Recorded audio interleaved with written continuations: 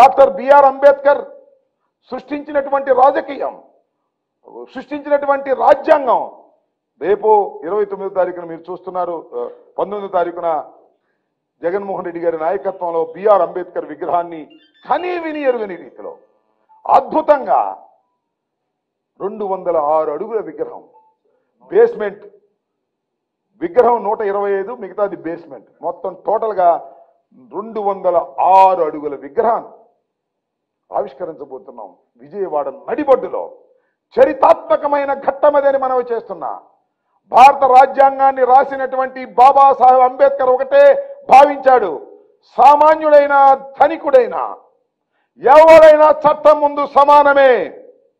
సామాన్యుడైనటువంటి వ్యక్తి అయినా, సాంబశివరావు అయినా, చంద్రబాబు అయినా చట్టానికి ఒక్కటే అనేటువంటి మాట రాజ్యాంగంలో పొందుపరిచినటువంటి మహానుభావుడు డాక్టర్ బిఆర్ అంబేద్కర్ అని మనం చేస్తున్నాం. ముఖ్యమంత్రులైతేను, బాగా ధనం ఉంటేను వాళ్ళేమి చట్టానికి అతీతులు కారనే విషయాన్ని దయచేసి గుర్తుపెట్టుకోండి.